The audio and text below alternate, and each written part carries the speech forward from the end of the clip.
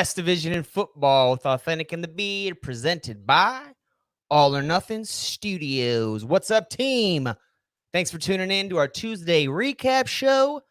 We had two interdivisional games last weekend in the NFC East, so only two recaps for you tonight. Because of that, we're going to do a little bit around the league. We're going to throw some trivia in. We're going to keep it short, sweet, entertaining. Let me bring in my co-hosts, my cohorts, however you want to say it. Awthentik, man, what's been up? I know it's been a full 7 days now. You guys play Tuesday, right? Yeah, I mean, Thursday. It seems like it's been about a good 3 weeks since the Giants lost on Thursday night to the Eagles. Devastating loss, man. I tell you what, though, man, the Washington win made me feel a little bit better about things there, man, keeping this race a little bit closer. You know, we got to go into actually, we're going to be playing at home, but against Tom Brady and Tampa Bay, that's going to be a difficult game to come out with a victory. So that is the one little caveat to the week, man. Congratulations to the Washington football team on getting that big W against the Cowboys, man. Thank you very much. It feels good, man. And it's good that my team can also give you a little bit of good feelings, too, because we like to spread our good vibes around. We don't get a lot of wins around the NFC East this year, so it's good that we can share in each other's victories. The Beard, freedom to dream, baby. How you doing this week? Man, you know, it feels good. There's nothing like a victory, right? But there's something always a little bit better about a victory when it's against the Cowboys. Let's be real. That's our. I mean, there's nothing like it. It's just, but I am going to say I'm ready to dominate the bye week. We're not going to lose. There's no, that's back-to-back wins if you ask me. You know what I'm saying? I don't know if I'd go that far. I would say 2 weeks in a row without a loss. So yeah, I'm just, you know, what's interesting though is our bye week is coming right around the trade deadline. So I'm kind of. I think the trade deadline is November 3rd, right? I think so. I believe so. So that's kind of spices things up a little bit for sure. And so right now I'm just kind of, you know, I'm monitoring everything really closely of what's going on. And I just want to say, like, it felt good because, we always talk about this, about how I feel like they're watching us.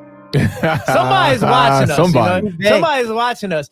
Because, look, I said I wanted Antonio Gibson to get 25 touches combined, right? And he got 20 carries. He didn't catch no passes, but still, you know, like it felt good. I'll say the rest for later while I marinate on that. I'm gonna say some hellos to some people in the Chizat.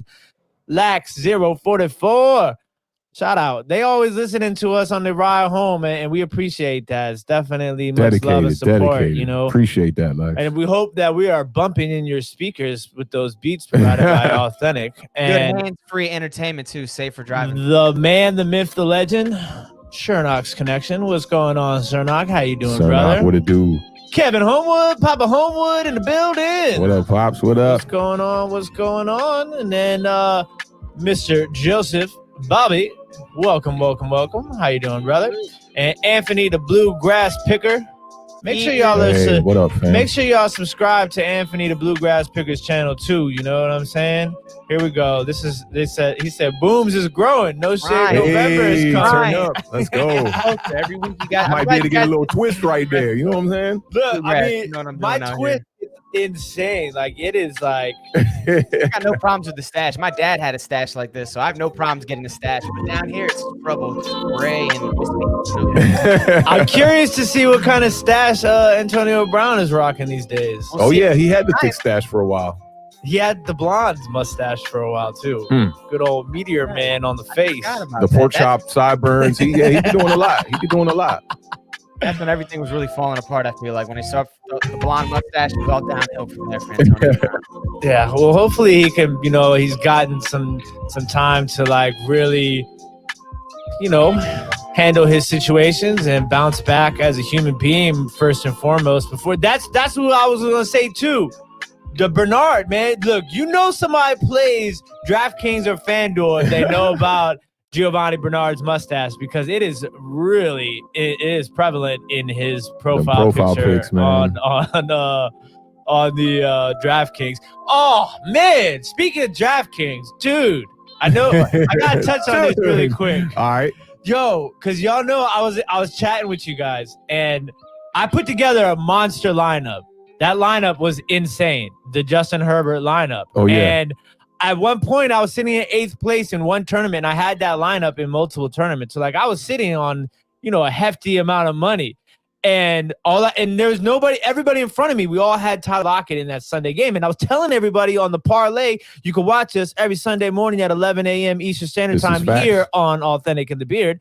But the thing is that I was telling everybody that game is going to be really crucial if you're playing DraftKings or if you're playing FanDuel, because that game was locked in on the whole day scheduled games. And everybody in front of me had Tyler Lockett. So, like, I'm doing really good. Tyler Lockett is having a game. And then all of a sudden, Kyler Murray drives down the field and throws that touchdown to Christian Kirk, and it just all comes crumbling down. Like, that's the thing that's crazy about fantasy. It's just like all it takes sometimes is just – it's never over till it's over. I'm sure we've all lost a game. That's 2 weeks in a row, because the week before that, it was Kenyon Drake who screwed up a bunch of people's fantasy teams with that last big run he had against Dallas. Yo, he's like 5th or 6th in the league in rushing yards. That's so crazy, because he started off so slow. It's so wild. You can get burned bad in fantasy football with some bad beats, but I feel like nothing's comparable to DraftKings. DraftKings, one play will send you from, like the Beard saying, in the money to nothing. Yeah, facts. I mean, it'll break your heart. You can't watch that minute to minute, the Beard. It's not good for your heart, buddy. Yeah, just check it at the end. Yo, you got one reaction and you're good to go. Even at the end, because in basketball specifically, they adjust stats a lot in basketball. Oh yeah. So that one time sketchy. I went to sleep and I waited 2 hours after the games. I was winning 6 stacks, $6,000, and I'm like, all right, 2 hours go by, no point adjustments. I'm good. I went to sleep. I woke up I was this close to buying tickets to go to California. And with money you didn't have yet?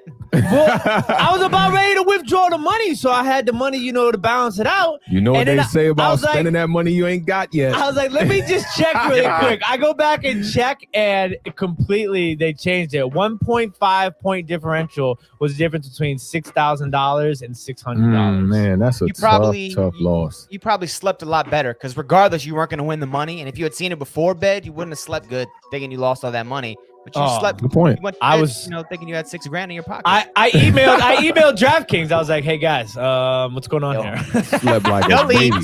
They get that email 500 times a day. They are not reading your email, bro. No chance. Auto response. Come on now. All right, you guys ready to get in some recaps? Let's do it. All right, we just mentioned only 2 interdivision games this week. First one we're going to talk about is Awthentik's New York Giants. They played last Thursday against the Philadelphia Eagles. They fell. It was 22-21. Drops the Giants to 1-6 on the season.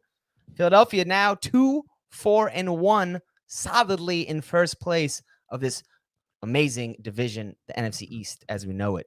The New York Giants, they were up 11 points with under 5 minutes to go. Totally ready to exercise these demons. They had lost 7 in a row against Philadelphia. Didn't happen. Carson Wentz is what happened. He led 2 scoring drives at the end of the game. Sandwiched in between those scoring drives, I'm sure Awthentik's going to get to it, was a critical Evan Ingram drop with just about 2 minutes to go, which gave the ball back to Philadelphia. They drive down. Boston Scott scores the game-winning touchdown. Down go the Giants. And Daniel Jones had a fumble on their last drive of the game, which seems like every Giants heartbreaking game ends with a Daniel Jones fumble. That's just what I see. I'm not really a Giants fan, but I seem to notice that. Awthentik, you've had 5 days, man. Have you recovered a little bit? How you feeling? There were some positives to take away from this game. Yeah, definitely was some positives to take away from this game. But in the heat of the moment in this game, man, gut-wrenching to lose a game like that.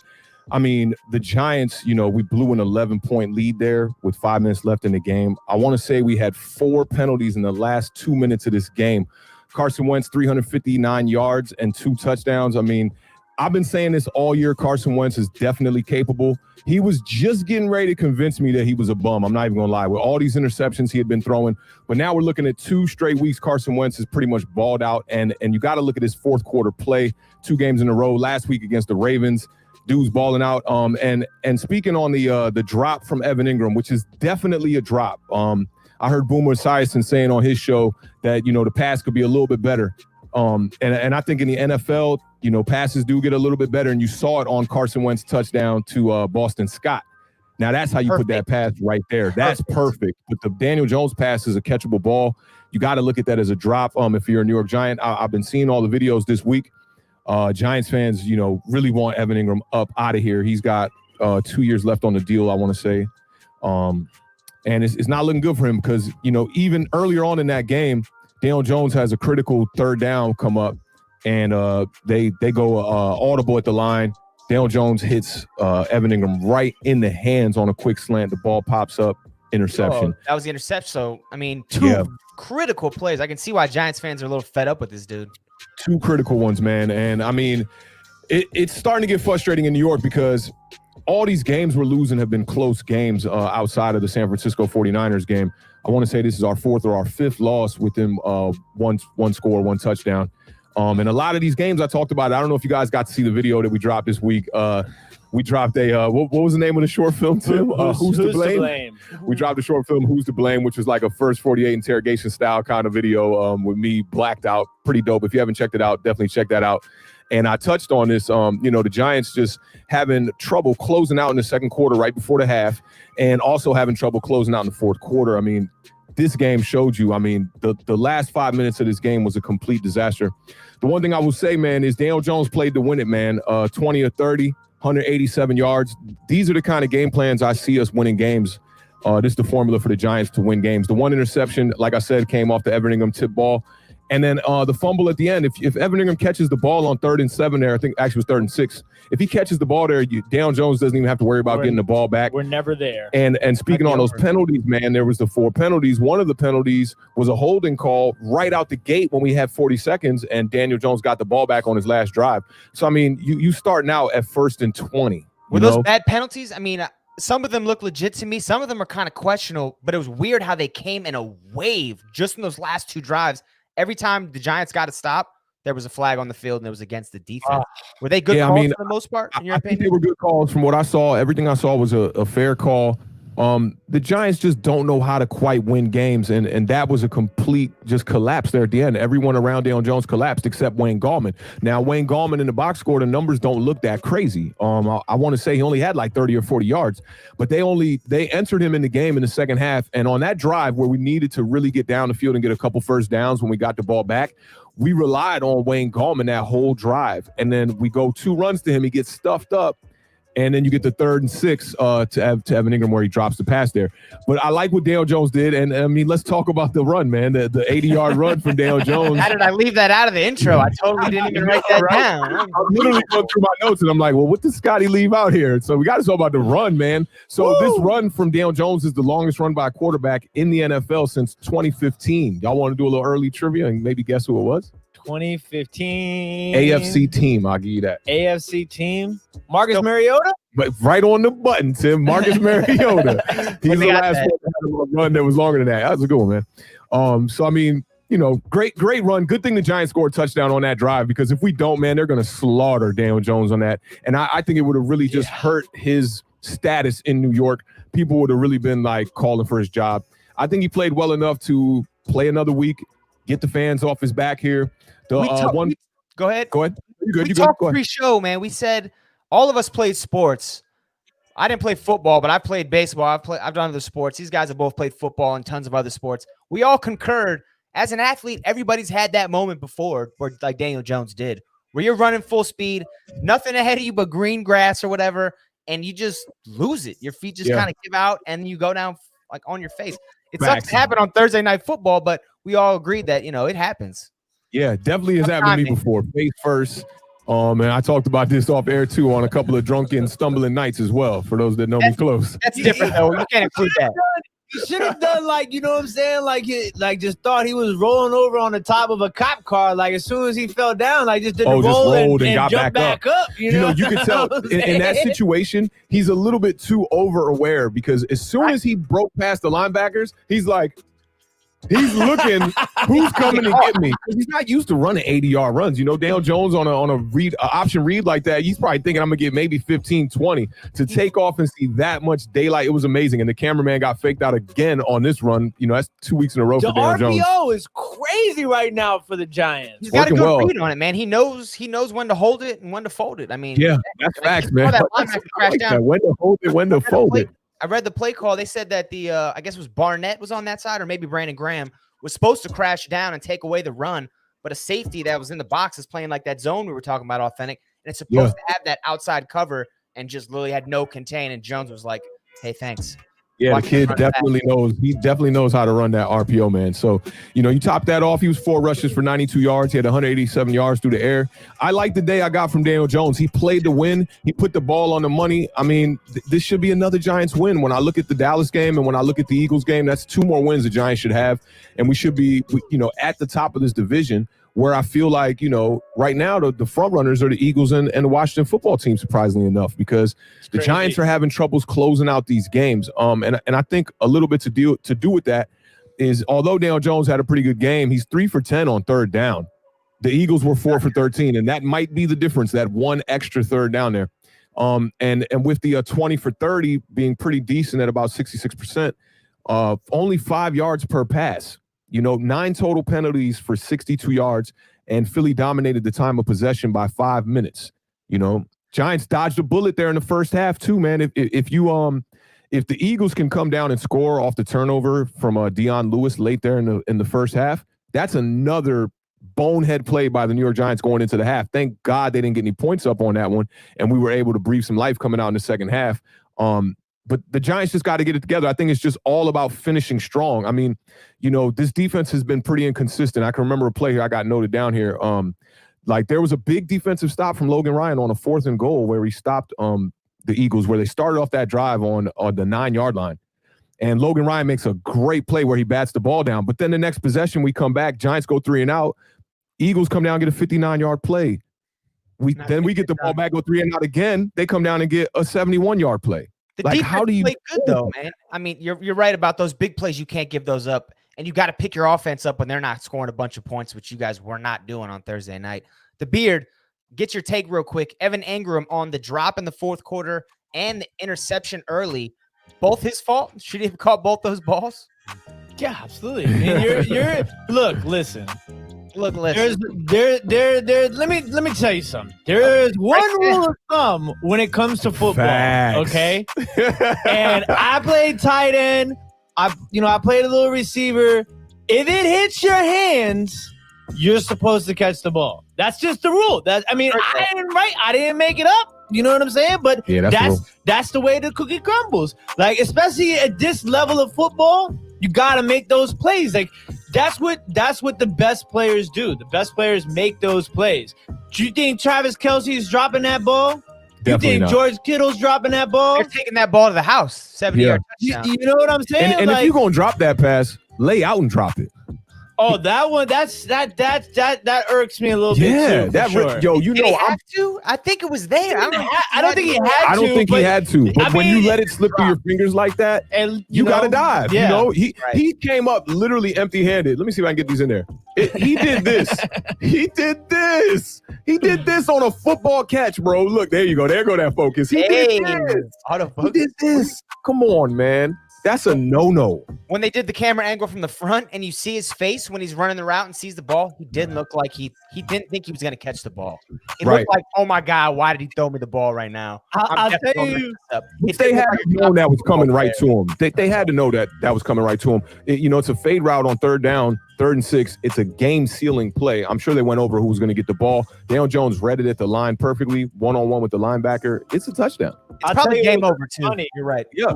That's game over. During our live stream of the Dallas Cowboys and Washington football team, Red Tails Redskins, when Terry McLaurin caught the over-the-shoulder touchdown pass, there was a few Giants fans in the chat being like, "Can somebody please show this clip to Evan Ingram?" Oh yeah, and you as a starting tight end, if you want to be effective in this league, that's the catch you got to make, because tight ends run that route all the time from the inside. Granted, he was on the outside on this one. The tight end seam is one of the most popular routes in the NFL. You see Kittle catch that all the time. over-the-shoulder catch is the hardest catch in football. I won't front to you. I've dropped my fair share of over-the-shoulder catches, but Awthentik ain't in the NFL. So yeah, and look at this. So Lax044 says, if you're a tight end and you can't block, you better be able to catch the ball, which he can't. Evan Ingram has 21 drops since 2017, the most in the NFL for any tight end. I saw that stat too. Patrick was telling me about that. It's ridiculous. That's a lot. That's like a drop a game. That's bad. That's his draft year if that helps. But there were some other guys, there's been other tight ends who have been consistent. And you know what else too? Real quick too, when you're talking, that's what I want. This one right here. Yeah. What were you gonna say though, the beard? I was going to say that Darius Slayton's foot injury, even though he's playing, I think that's really having an effect on him, obviously.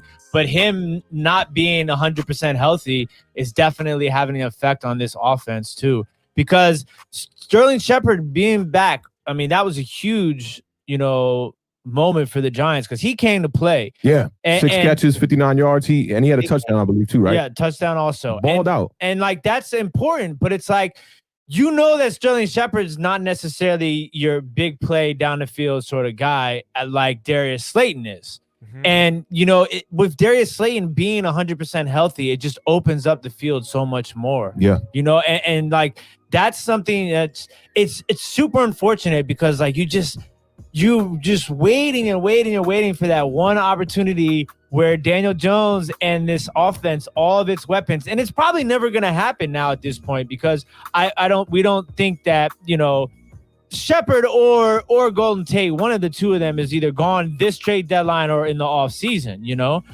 So that's a big thing that you have to look for. It sucks because he never had the opportunity to be able to play on the field with all these weapons. Saquon, he gets hurt, and then it's like one or another. Somebody's always dropping in and out, and it's just like, so now looking forward, you just kind of got to think about who's going to be that sort of big play guy. Hopefully, Slayton's foot can start to heal here a little bit quicker, sooner rather than later, because it's definitely holding back the opening up of the field for the Giants offense. But Gallman. I mean, the dude was running. When we were watching the game, I was like, this dude is running like, why y'all ain't been giving me the rock? You know what I'm saying? This whole time. And Freeman, I guess, I don't even know what Freeman's injury is right now. Ankle injury, yeah. So it's like, but it was, for me, it was exciting to watch because I always like it when I see, a player take hold of an opportunity. And that's what he was doing. Reach out and grab it. You know what I'm saying? He was see it all. His whole energy, his demeanor said, I'm trying to get every yard I could possibly get. He always looks like that to me. He always looks like he's out there giving 100%. And, I mean, I understand the Devontae Freeman pickup. He's got a higher ceiling, but I really feel like Gallman should have had a little chance there maybe. Yeah. Just maybe 15 a game. I don't know if he's a 20 carry game back, but. And I think that, as the season progresses, we'll see that Joe Judge and his Giants organization seem like they're very keen on not running Wayne Gallman into the ground, knowing that he is the back that knows the system very well. I like the switch of pace, bringing in Devonta Freeman, who's more of a straight down the pike kind of runner. And I think they'll pair well. I would like to see this team bring back Devonta Freeman, depending on how much money he's going to want. He's not that old at the moment. But right. Scotty, the one thing we got to get to, man, is the offensive line play. Andrew Thomas, man, his name has been in the news all week. This dude has allowed 37 pressures, 6 sacks in 7 games, bro. That's more combined than the other 4 offensive linemen that were regarded as the elite 5 tackles in this year's draft class. Which is ridiculous. I was watching Bad Dog's video, and he has a great breakdown about Andrew Thomas, and that's where I pulled that stat from. And I mean, that's just ridiculous. I mean, with my eyes, what I'm seeing, he's not quite getting beat up like Eric Flowers, but this team cannot afford to have another offensive lineman that's an early draft pick like this, turn out to be a bust. This cannot happen. And I think his leash is getting shorter and shorter by the game. Matt Pert is probably going to see some time at left tackle before this year is over.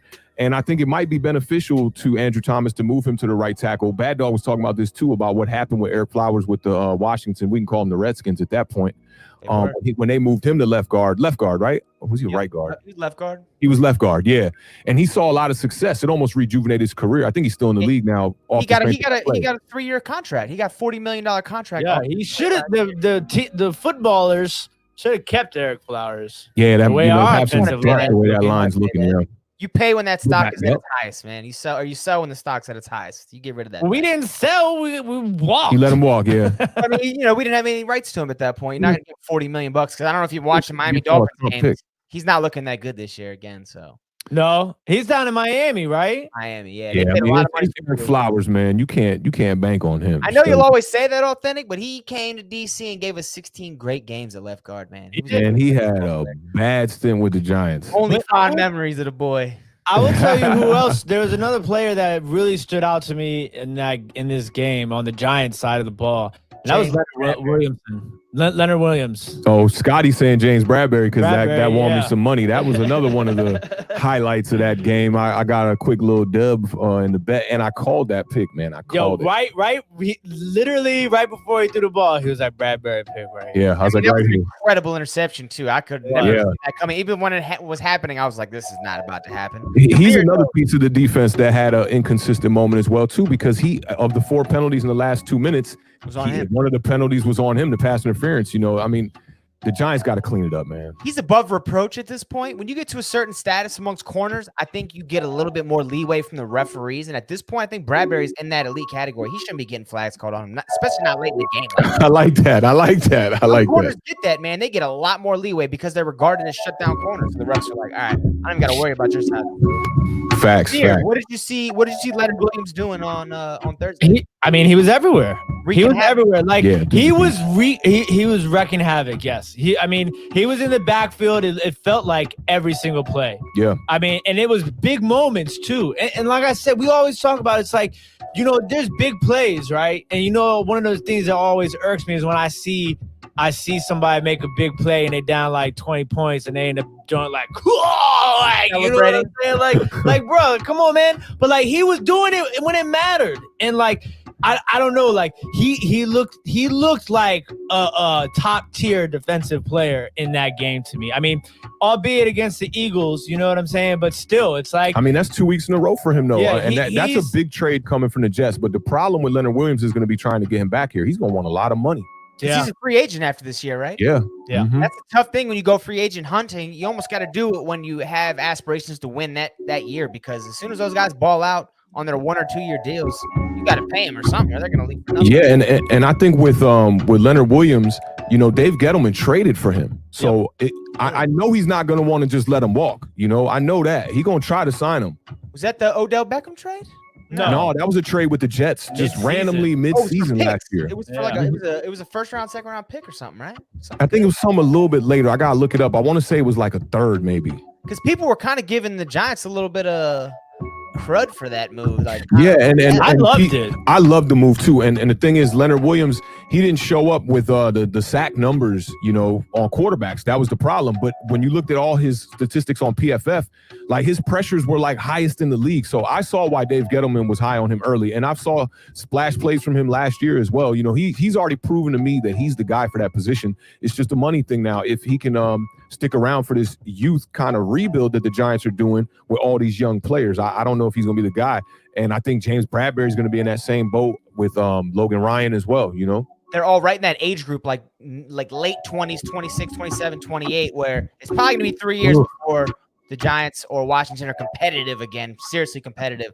And those guys would be in their early 30s. So like you're saying, you got to make an investment on what they're going to be, not what they are right now, which is tough. Facts. And Lax says right there, it was a third and a conditional fifth right there. So, I mean, I remember people were giving him grief. That's the word I want. They're giving a lot of grief for it, third and fifth. But I mean, that seems like a cheap price when you got somewhat of a Pro Bowl D tackle when he's playing his best. Yeah, he's balling out. I want to say 3 sacks on the year. No complaints from him. You know, there's just a few other players on the defense. I think that Travis Fulgham had his way with Ryan Lewis at cornerback. The Giants might need to address cornerback like right now, get somebody in there. What happened with Xavier McKinney getting hurt and then with DeAndre Baker's offseason legal problems, you know, our secondary really suffered from that. I don't think we would have ever had James Bradbury on this team, though. So, I mean, I will say that is the one thing that we got back good from that. But not having somebody else on that other corner, Darnay Holmes has been banged up. He didn't play in this game.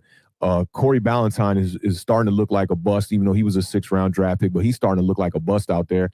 Every time he's on the field, he gets burned. Yeah, man, and he's not a good tackler. It's kind of like what you're saying with Evan Ingram. You know, it's like, hey, if you're not going to block, then at least catch the ball, right? And if you're Corey Ballantyne, man, if you're not going to make tackles, at least cover people. You know, it's like they don't even have one good asset to their game, but they're supposedly well-rounded players. Total detriment to your team when you got something like that. Yeah. Any last words on your Giants, man? Or are we going to take a quick commercial break? We're going to talk about Carson Wentz really quick. Can we do that? Oh, yeah. Carson Wentz had a great game. Talk about Wentz a little bit in the beginning. Because I think that, you know, it should be said that, you know, as much flack as I've given Carson Wentz personally, because, you know, like you know, and I'm a little biased because I like Jalen Hurts and I want to see that kid get a chance. But I will say that. But that being said, Carson Wentz, if they don't have Carson Wentz on this team, they're looking like the Jets. Yeah, maybe worse. Right. That's for certain. Like, you got to give Carson Wentz some credit. And I feel like, you know, he gets credit from some people, but I feel like he gets dragged through the mud a little bit every once in a while, you know, especially on a national stage. You know what I'm saying? And, like, he really carries this team on his back week in and week out. And with no names, and with other people on his back, literally, you know what I'm saying? Like, there's a couple of plays where you're just like, is he going to get down? Is he going to get down? Is he going to get down? And he doesn't. Like, it's just he wants to play. He wants to win. Like, you need that in your quarterback. And he's doing whatever it takes. If you look at some of the throws he was trying early on in this game, first half and in the third quarter, he's like off his back foot throwing passes you know damn well you shouldn't be throwing. But he's just trying to win the game. And I think quarterbacks definitely benefit from that. When you can just play loose and just go out there and just go, hey, if I do anything good in this game, it's going to look good. My team is complete garbage. And I think Carson Wentz is benefiting from that. He's playing loose and he's doing like backyard throws, man. And sometimes it's not working. But then you see stuff like this at the end of the game. The Giants get the penalty on Carson Wentz. I forget what it was. It was a holding or something like that. Pushes them back, and Carson Wentz just goes right back down and just throws it to Boston Scott for a touchdown. No problem. You're so right about that first half. I mean, there was one play. They were putting pressure on him. He drops back like 15 yards, rolls out right, goes across his body to the left side of the field. Picked off too. Yeah. It would have been picked off 99 out of 100 times. He got lucky it didn't. It almost got picked, but it almost got caught too. Right? It was crazy that. But then the second half comes. Those last two drives, he looked like the best quarterback in NFL history. I mean, every single throw, he put it right where it needed to be. Troy said in the chat, that last touchdown throw, I mean, you know, it doesn't get any better than that with that velocity too, where it needed to be. I mean, it's like perfect throw. And what's unfortunate is Deshaun Jackson comes back and immediately you see a difference in the offense. Oh yeah, they were targeting Deshaun on that first drive. I think he got like 3 targets on the first drive, 2 catches. They were going right at him, and the penalty that Corey Ballantyne got on the last punt where the Eagles were driving down on their final drive, you know, you're just setting them up for better position, and it's a really dirty play. I didn't want to see Deshaun Jackson get knocked out the game like that. You know what I mean? What happened? It was like a sprained ankle, right? No, it was a knee or an ankle, but you know it happened because Corey Ballantyne's coming from the side and he spears him with the top of his helmet. Meanwhile, somebody else was going low on him. So his body kind of just got folded. His foot got stuck in the turf, and it like twisted up his leg. But he's right back on the IR now. The way he like threw his helmet down and like started pouting, I thought he broke his leg. I mean, I thought something was really bad. Now I heard high ankle sprain. Maybe I'm wrong. Yeah, that's probably his season. Jimmy said the turf had more tackles than the Philly defense. Man, yo, and on commending Carson Wentz, man. Like, the dude literally on those last couple drives, man, just sliced the Giants up, man. The 54-yarder or whatever it was, the 71-yarder, the pass to Boston Scott. You got to commend that dude. And right now, I think there's no argument who the best quarterback in the NFC East is after that showing on Thursday. No question about it. So happy you guys are finally coming around. And my man Carson Wentz is soon to be 11-5-1 Philadelphia Eagles. 11-4-1, bro. 11-4-1. That's right. I'm not used to ties, man. It makes me Scotty Boomz got. If you missed it, you know you can always go back, and that's a good thing. You don't about have to. YouTube stuff. You can always go back and watch any episode that's ever aired of Awthentik and the Beard. Trust me, there's some classic gems on our YouTube page. Oh, I was looking at some old ones, man. The last Giants brand, I was like, man, we got to get that one down. I was in my feelings. My eyes looked watery. There are so many good ones, like the classic Ezekiel Elliott. One from last season. Ezekiel? Yeah, that was a good episode too. The rookie wide receivers, that one's a good one too. Yeah, first season got some gems too, yo. It's pretty funny, but some embarrassing moments too, but good to have it all. It's interesting to see, like, the Eagles, right? Can they string together some wins? I mean, the only team with a better prospect going forward is Washington because they have the softest schedule you can ever imagine for the next 6 weeks. Yeah. Other than that, though, you got to give it to Philly. I heard that you got that 4 straight winnable games from Boomer Esiason. He was saying that Washington's got 4 games that can maybe win here. But let's pump the brakes. Well, they're winnable games. They're winnable games, man. And that's all I'm saying. One week at a time, man. One week at a time. We're not playing the Buccaneers next week. I don't feel like the Buccaneers is a winnable game. Just try and beat the bye week. And then no looking ahead. Daniel Jones has only beaten 2 teams, I want to say, and it's the Bucs and the Washington football team in his whole career. Oh, I saw that stat. Yeah. It was like 3 times against Washington and 1 other win. That was it.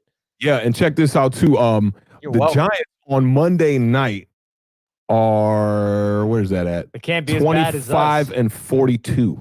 Well, I'm pretty sure. What? That's all time. Oh, and there's 1 tie. Yeah, all time. 25 and 42 and 1. See, I'm not sure what our record is all time, but I do know that we haven't won a primetime game in like 10 years. Yeah, Kirk Cousins era for you guys. Y'all struggled on Monday night. And he struggled on Monday night, even after leaving Washington. Dude, the Giants. Gotta highlight this one. My man Clutch. I did. You missed it. Yo, Clutch. Yeah, Danny Green in the building. He was getting on me about missing the 3-pointer to seal out the the playoff championship and whatnot for the Lakers in the last year. So yeah, he's always calling me Danny Green, man. Danny Green got it tough too. I don't know. I heard he got some death threats, some Twitter hate. It was a tough time for Danny Green. I'm glad they still won that thing. I mean, Danny Green got like 10 rings. Incorrect. He's not Robert Horry yet. He got some though. San Antonio. Yeah, he's got some rings for sure. He's got some rings, man. They're well earned though. I mean, the dude's a glue player. He does everything they need. Yeah, he does normally. I'll give you that. He done. Look, he got one from he's won a ring. This team. Yeah. We'll talk about that another time. But he got one for Toronto. He got back-to-back rings with 2 different teams. Oh, yeah. He did do that.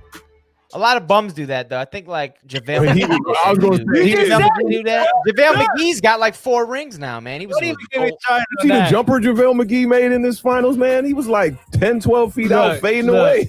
I'd never look at JaVale McGee in any other light than the light I saw him as a Washington Wizards player. Oh, yeah. He was funny. I remember seeing him his, like, first year. We were at some New Year's Eve club. I'm sure you brought us there, Awthentik, and JaVale McGee was in the club. I know he wasn't 21. He was, like, maybe 19 or 20. But he was like 7, whatever he is, 7'3", standing out looking goofy. And we're like, that's JaVale McGee right there. Dude, we've had some goofballs at center or power forward over our times. Kwame Brown, JaVale McGee, Andre Blatch. JaVale McGee looked like a dude you go play basketball down the street and he's at the court lunching. You know what I'm saying? Just wildly in a wife beater. Yeah.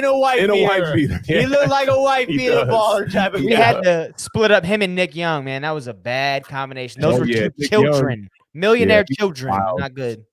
Bad news. All right, let's jump into a quick commercial break. We're going to come back. We're going to do some around the league for you guys tonight. We got some topics we're going to bring up. Hang on. We'll be right back.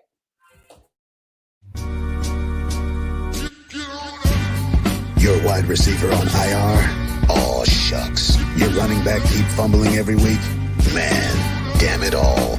Well, come chop it up with your boys. We are waiver wire tight. Awthentik and the Beard. Every Sunday morning, streaming live at 11 a.m.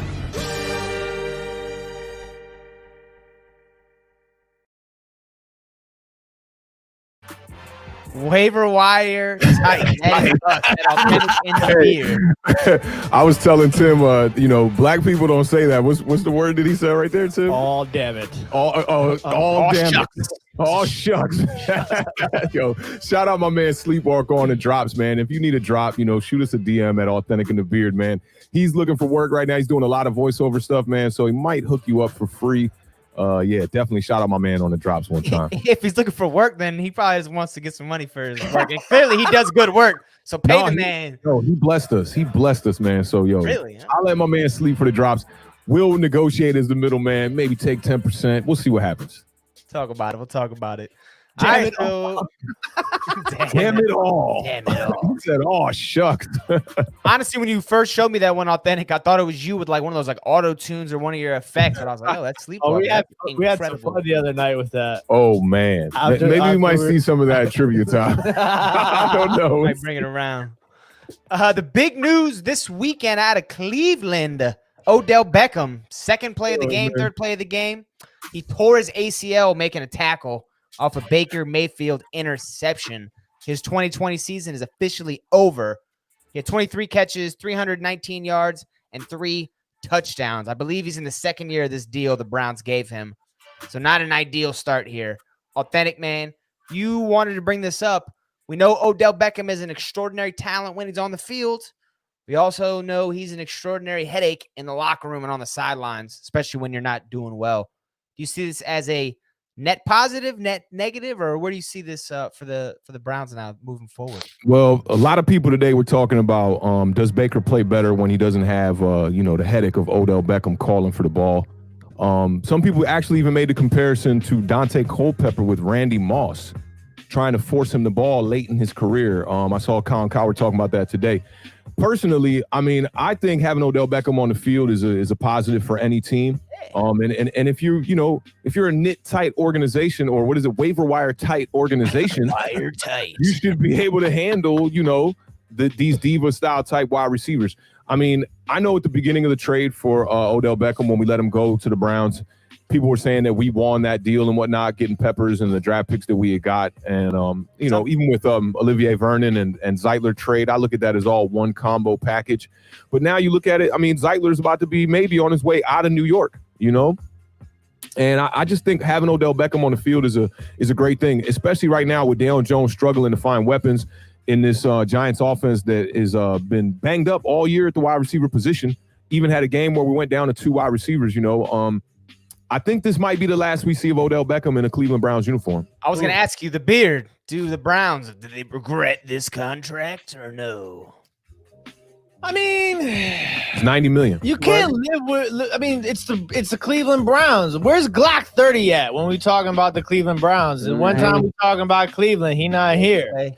But I mean, look, this is the thing. It's just it's the Cleveland Browns. So you don't really. What do you expect? You expect this to happen. It's just it's part of the business. I hear you, but I mean, do you expect it to happen like this? Odell Beckham goes out on the first pass play of the game. Okay, he's trying to make a tackle, blows his knee out. Oh no, Baker, you don't. No. Here's you missing the cherry on top. And then Baker Mayfield continues to play and throws 5 touchdowns. That's the part that we didn't really bring up. I mean, no more interception. That was his only interception of the game. I know it's the Cincinnati Bengals. Baker has played fairly well against the Bengals in his career. Beating them twice already this year, I believe, and beat them once last year. They had a tie one time in Baker's career. I think he balls out against them, and that team defensively, they're not that great. We know that, so I don't want to jump the gun thinking, oh, maybe Baker Mayfield's about to be just balling out now. He's been up and down play all year long. But I mean, I don't know. I mean, you think he's a net positive, but you don't think that the Browns are going to fall off the map completely without him? Yeah, I mean, I don't think they'll fall off the map because they're getting used to playing with both these wide receivers that they acquired not doing that well. I mean, Jarvis Landry was a guy who was getting 100 catches a year in Miami. Yeah. He hasn't been the same guy since he went over there. And Odell Beckham, the explosive plays. We know the catch against Dallas, maybe the best catch in NFL history, in a game that we lost. It didn't translate to wins. But, Odell Beckham has been a big playmaker when he was in New York to then go over here. Yeah, he had a 1,000-yard season last year, but it didn't look as good as those New York years. And you got to think, maybe you look at that last touchdown catch and who made that last touchdown catch. I know Troy knows who it was. Donovan Peoples-Jones. Oh, yeah. What a name. Rookie wide receiver from the University of Michigan. Go Blue. So, no go blue here. This is Notre Dame fighting Irish territory. Well, so, territory. Very true. So, look, you were there with me cheering Notre Dame on at the bar back in the Manti Te'o. He calling you out now. I do remember them days. They had some kind of bargain like 4 for 4. Crazy. It was all you could drink for the first half. Or there was the first half or 3 quarters. Yeah, till the end of the third quarter, all you can drink for $15. So maybe it wasn't Notre Dame then. And if Notre Dame was winning, they'd start pouring out free shots for. I mean, it was the deal. We Was a saw little some ridiculous. crazy games there. That Pittsburgh like quadruple overtime game, Michigan Best moment State of my game. life. Best Yeah, moment of my wild life. stuff. But look, this is an opportunity where it opens up the door for some of these other wide receivers to get some run, you know? And the other thing is that you have to look at it, Cleveland, and there are 2 games against teams that matter, Baltimore and Pittsburgh. They got mollywopped. The floor wiped with them. There was nothing positive out of it. Baker got benched in one of those 2 games. And in the other games, too, when they weren't playing top tier competition, Baker Mayfield looks really good. So, you have an opportunity here to win some games. They're 5-2. But you see them as like Kirk Cousins Vikings situation. They can beat bad teams, but they're not elite and they're not really a contender. Exactly. And that's just, I think that's going to take some time.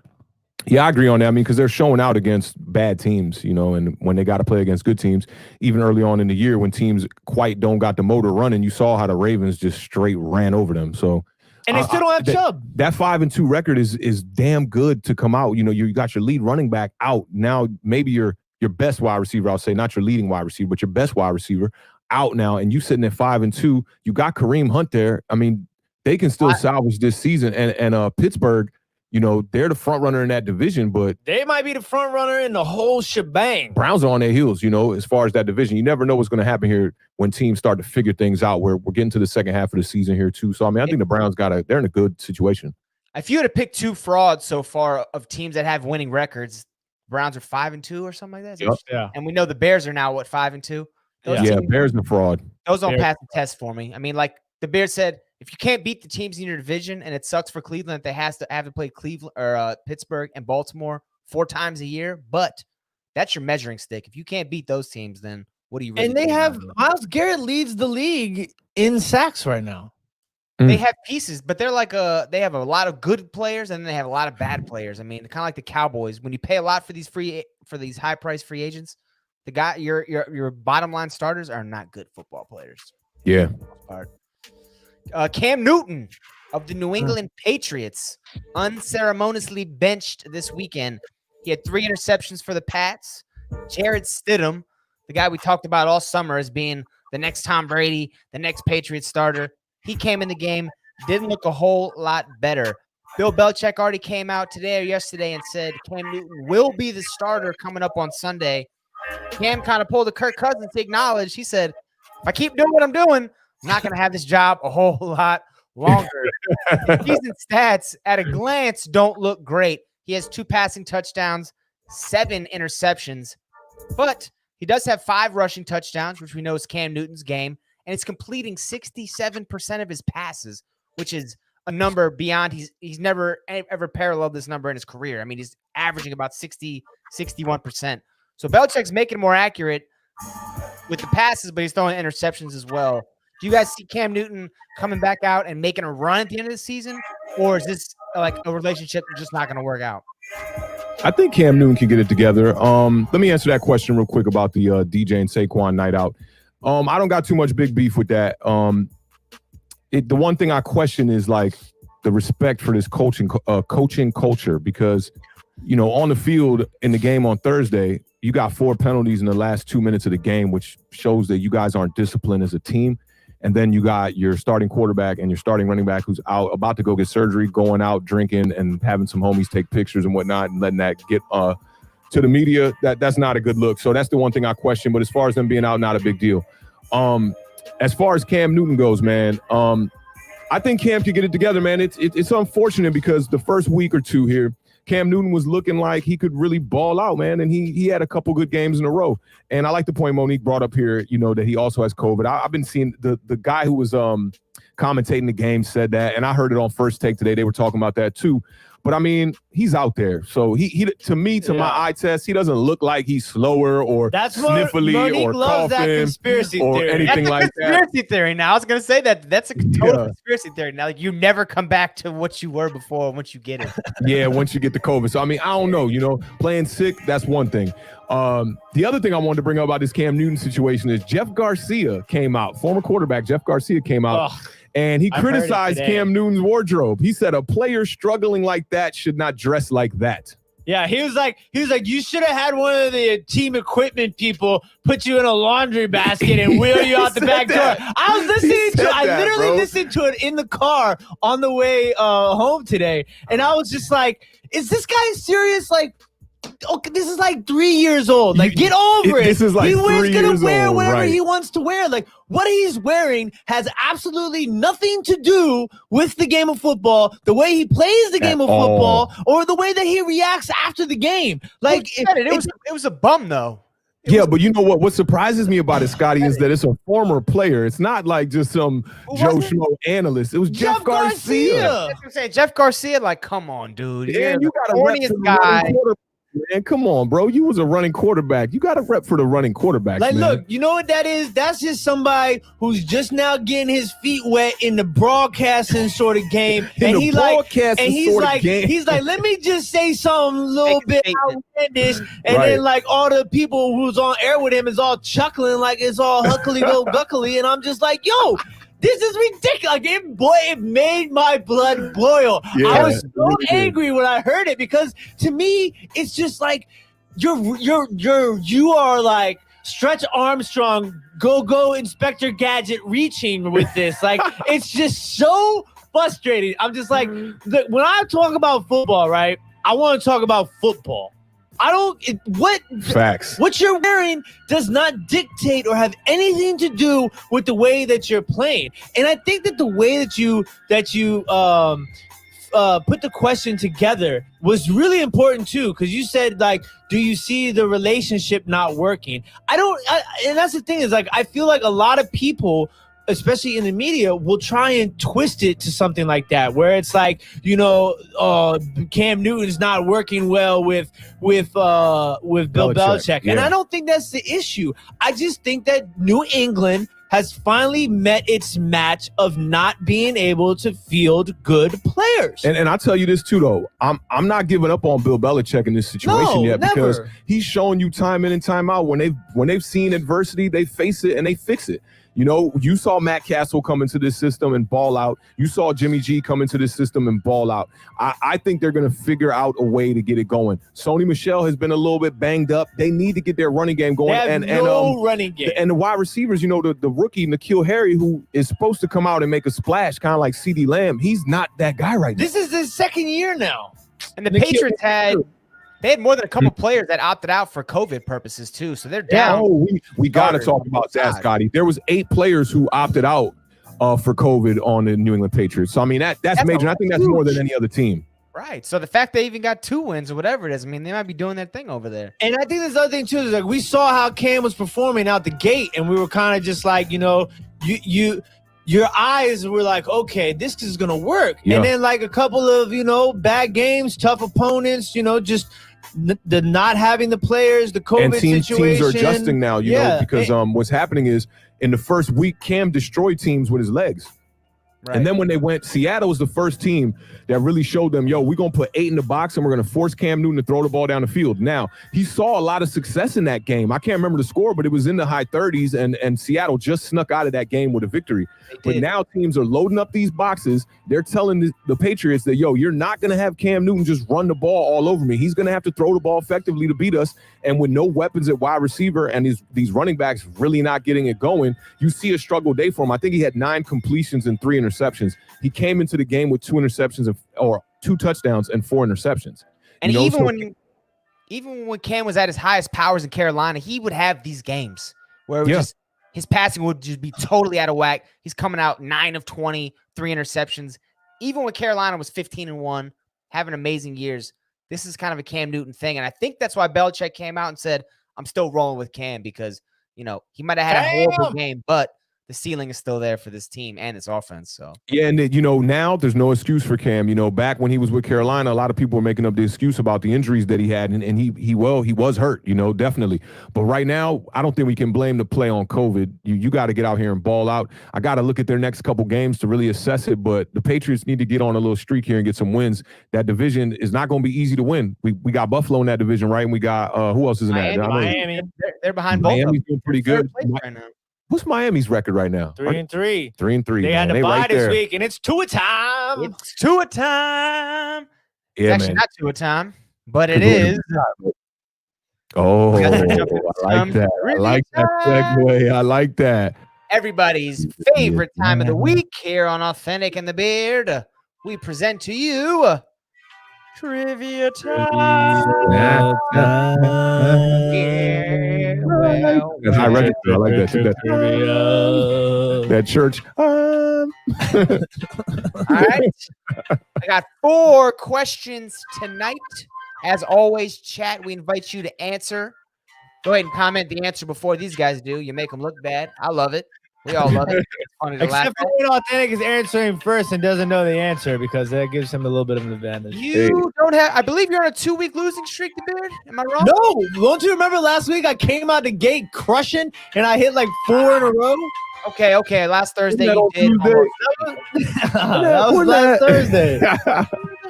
My Thursdays and my Tuesdays always get mixed up. That jazz flute. I feel like Burgundy. I'm waiting for Will Ferrell to dance across the bottom of the Might need a screen. new graphic for that trivia time. Somebody plays the jazz flute like you. All right. I got 3 Super Bowl questions, and then I got an MVP question. So you're going to have to know a little bit of history, but also a little bit of modern day stuff. We're going to kind of mix it up for everybody. I don't do good on these. The Beard, you're going first. Oh, great. Authentic, are you ready? My mustache is all up in my nose. Yeah, I'm ready. The Beard, are you ready? I am, but like I just That got don't this crank it. mustache. What are you guys doing over here right now? You My guys are like, mustache is I'm tickling just me. jamming. I can't look at you guys. I can't focus. I'm going to look at the chat. I'm looking at you guys I'm now. trying to get his long nose hairs right. Need a good. Look, my mustache is so long right now. Sometimes it's hard to tell if it's my nose hair or my mustache. I will concur with that because I just started having those problems. I'm like, oh, that's a big one. I gotta get that out of there. Yeah, man. Wait till you get into my age, man. It's like the hair comes in all these different places. It's weird, man. I hate it. It's the worst part about getting old. It happens when you turn 40, man. Great talk. First question of the night. The Beard, starting with you. Which was the first NFL team to win 6 Super Bowls? Oh, come on, Tim. First NFL team to win 6 Super Bowls, Pittsburgh Steelers. Yeah, Authentic. Pittsburgh Steelers. Start out with the cupcakes because we want them to get a little taste of the victory. Appreciate Now it. I'm going with the real ones. Question number 2. Good old Authentic Terry girl. Bradshaw. Y'all ready? This is multiple choice.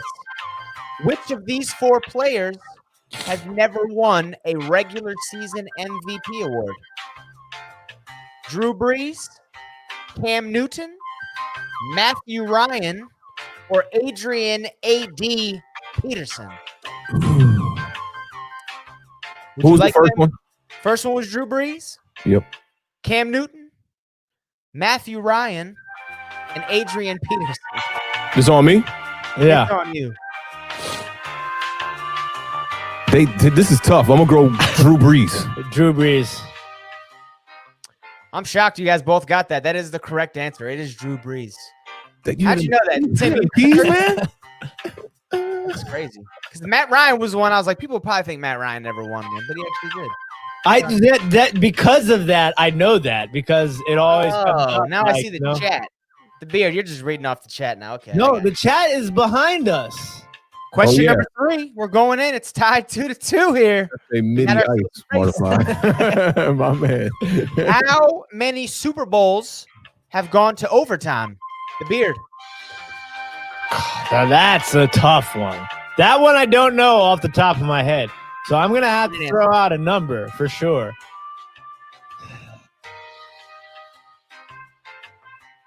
Yeah, Scott. 5. Authentic. I'm gonna try we're to going move closer. like kind of from like Prices Right. I'm gonna say 0. Well, this is not the Price is Right. It is 1, so you were closer. I should have said 1. Authentic. No. Reference the It chat. isn't You've a seen point it. for being closest. Why I not? said that before he answered. If he was closer, he was going to You hit it. can wheel back the tape on your own time. How about this? The Beard. If you hit this last question and Awthentik doesn't, I'll give you another one just to see if you can win, okay? I like that. But, I mean, we got to have some points up here. Do you guys know when it was? The one? Yes. 70s. 2017. The Beard. Falcons, Patriots. The comeback. Man, that Joan did go. Yeah. I'll never forget that Super Bowl because I won some money on the halftime bet. Yeah, that was crucial. You were calling that too. I remember. Look, y'all, they're down by 28, whatever the hell it was. You know, I'm notorious for that. It's like, all we got to do here is score a touchdown, onside kick, kick a field goal, onside kick, get a touchdown, 2-point conversion, onside kick, and we're back in this game. Easy money. Easy money. How can this not happen right now? It's just going to happen. All right. You know what? We're going to the last one tied because the Beard got the bonus part. I was literally going to say that, man. I think that's fair. This is it. Block 30, you missed the Brown segment. Man, this might be a cupcake too, man. I don't know. I might have had some easy questions tonight. Question number 4. Which NFL team has both won and lost a Super Bowl against Tom Brady? I believe we start with Awthentik. Really? We starting with me? I don't know. Who do we start with? Awthentik. Yeah, it is you. Because the Bear was first. Then you. Then him. Now you. Has beat and lost to Tom Brady in the Super Bowl. Chat, maybe don't say anything. I need a winner here. You see me checking, right? 5 seconds. Wait, we're going with the team, right? Yes, sir.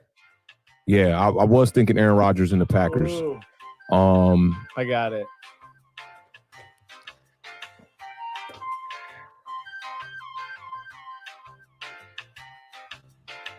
Four seconds. Yeah, I'll go Packers. I'll go Packers, man. The Beard. It doesn't seem right. So, Donovan McNabb and the Philadelphia Eagles lost to Tom Brady and the New England Patriots in the Super Bowl. I was in New Orleans for that. And then Nick Foles and the Philadelphia Eagles beat the New England Patriots in the Super Bowl. And that is my answer, Philadelphia Eagles.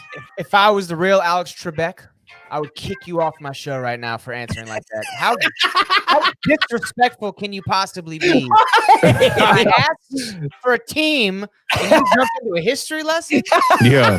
Talk about a Generation X or whatever these new kids are. Come on. It's all about millennial. I'm generation. What am I? Tim's a millennial too. I am not a millennial. Yeah, you are. Technicality. Yep. Wheeze. Well, you know what, the Beard, you are correct. Good win. Good win. Good W, man. Took it down. 2 3 weeks to in a 2. row. 2 shows in a row, baby. It's not 2 shows in a row. It's not 2 shows in a row. It is. I won on Thursday and I won on Tuesday. But you won the last Thursday. So. I'm gonna go back and check the tape. I don't think so. No, I don't think he did because we talked about how Authentik's always good on Thursdays. We brought that up. We're gonna have to somebody go back and look at the chat. Somebody go back and look at the chat. The videos. The video. Oh, I got you, man. I got you. Don't even trip. If you guys want to. All right, we only have one more recap to get into. Congratulations, bro. Congratulations. I like to see good camaraderie. I know you guys are only like 15, 25 feet apart down there in the studio, but it's good to see that you guys are on good terms after these hard-fought victories. You know. We're going to take one more commercial break and then get to our last recap. It's going to be Washington game. Hang tight. We'll be back in 20 seconds.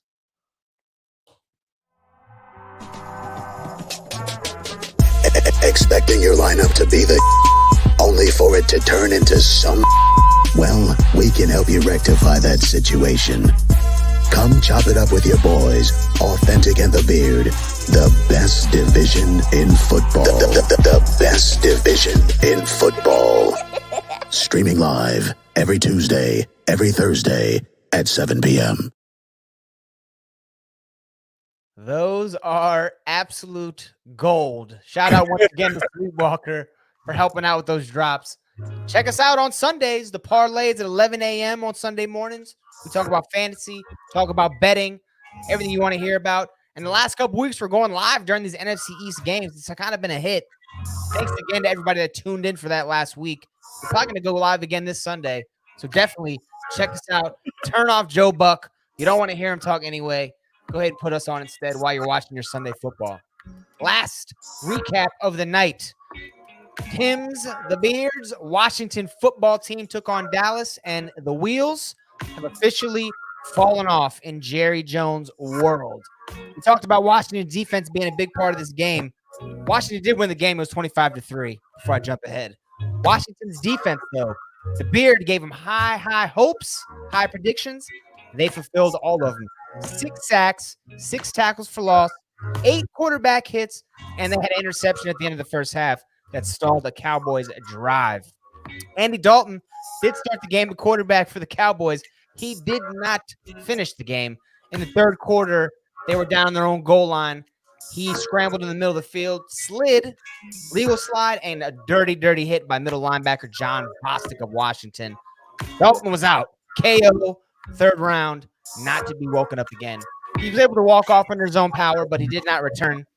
Enter 7th-round pick, James Madison's finest, Ben DiNucci. It sounds like a guy who should be in like Greece or something. I don't even know. But he came in the game. He didn't really play a whole lot. It was the end of the third quarter when he came in. Had a couple nice throws. Didn't matter. Washington rolled in this game. We got to talk about them. Washington rookie running back Antonio Gibson finally had the breakout game that all of us have been waiting for. 20 carries, 128 yards, and a touchdown. He was breaking a lot of tackles, running in between tackles, broke it outside when he needed to. Kyle Allen, not spectacular, but more than efficient. He was 15-25, 194 yards, 2 touchdowns, and no turnovers, which for him is obviously crucial. The Beard, you know you feel good about this, man. You got your team a W this weekend, sitting in second place, now tied with the Cowboys at 2-5. What'd you see in the game that you loved? Oh, what I saw in the game that I loved is I saw them listen to what I had to say the last couple of weeks, man. I mean, listen. I don't like to toot my own horn, pat my own back, and all those other things that people say.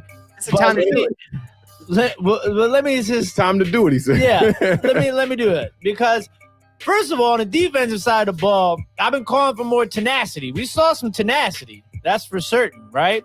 Good word. I've been calling for Cole Holcomb. And I'm going to be honest with you. I watched Cole Holcomb run over Ezekiel Elliott about 29 times so far. That. Wow. I mean, it was something to see. Like, it was. Dude, boy looks bigger, too. He's been lifting or something. He looks stronger than he did last year. No, he said, boom. It was awesome to watch, like, for sure. And I called for Antonio Gibson, you know. I wanted to see him play a little wide receiver. He didn't catch any passes, but the point is that they spread him out. They put him out there. You know, like a lot of this pre-snap motion going on, stuff that I love. I love to see. I feel like we're seeing more of the playbook, you know? And Terry McLaurin, I wish you know what we should have done is we should have gone back. I think it was our first episode ever of Awthentik in the Beard. Either our first or second episode ever of Awthentik in the Beard. And the question was asked is who we thought was going to step up and become like the next big wide receiver in the NFC East. And I, without hesitation, mentioned Terry McLaurin as being that guy. And Terry McLaurin has to be in the conversation of top 10 wide receivers in the National Football League. Maybe not statistically, but he is in top 10 statistics for receptions and yards, I believe. And that's and look at the quarterbacks he's played with in his first 2 years of his career. He is a bona fide star, and you know he gave the speech after the game, and like you really saw that was so dope, man. You really, so motivational. You really are seeing him become like, you know, it's interesting because previously we spoke about, you know, Odell Beckham and being a diva and how wide receivers in general can be divas. You know what I'm saying? And so I just to see that it means a lot to me because that's like part of this culture change that we've been begging for in the last couple of years. And it's important to you can't just change the culture, right? You have to have the pieces in place to change the culture. And Terry McLaurin is obviously going to be a big piece, if not the main piece in the future of this football I like team. how he stopped Ron Rivera too. He was like, "Coach, can I say something?" Yeah. and then address the team. You know what I mean? And then the first thing he said, he was like, I know I'm not a captain, but Right. it was like, man, you can just see this kid is so humble Pretty after much all gave he's you a already little- done. You know I should be a captain, right, coach? Because I'm the only one out here truly balling out. Only good football player in this locker room right now. Right. And this is the thing. It's like I at the same time, as excited as I am about this victory, I'm not one of these people. Like, I'm gonna be honest with you. I love my fan base. I love all y'all Washington football team, Redskin, Red Tail, Red Wolves, Red Hawk fans. But there are a lot of you that are just crazy. The first thing I want to bring up is like, you're playing the Dallas Cowboys. It's evident now. There's no like excuses beating around the bush. The Dallas Cowboys. You said the wheels have fallen off. The wheels have fallen off the wagon. Yeah, The wooden wagon wheels is shattered. Even if Andy Dalton comes back, do you see three? No, holes on there this is schedule? just way too many holes in this team. Dalton And look, looked terrible. and that's the other thing too, is like, I'm disappointed. We still didn't score 30 points. We haven't scored 30 points all year long, and you're playing the worst defense in the league, the worst defense in Cowboys history, quite possibly one of the worst defenses in the National Football League ever. Like, they are historically bad. So, I'm one of these people that, like, I like to, I'm going to point out the goods, right? But if you want to be realistic, you have to, if you're realistic about You're growth, just saying eat the grain of salt. exactly. Okay. Like, So don't you take have everything to, we saw.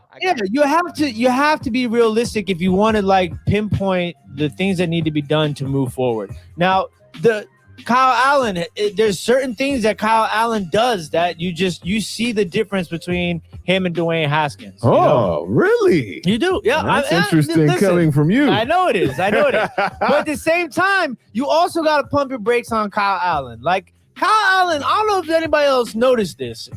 He kind of throws a little bit of a wobbly ball a lot. Check out that dime to McLaurin, though, man. It's a great he pass. was getting Great pass. pass. And he's Like, on I his just- back foot. He's already getting sacked, and that was 2 weeks 50 in a row. yards in the air. That was a throw.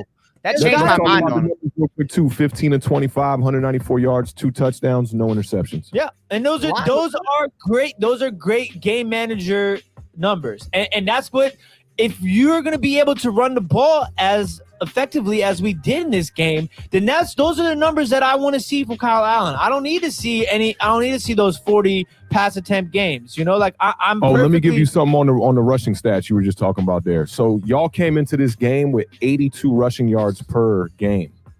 And Gibson got 128 himself. I forget the total rushing yards for y'all. It was about, let's say it's close to 200. Wow. Close to 200. Okay. And the Redskins averaged 7.6 yards per carry in the first half. They got 91 yards on the first 12 carries.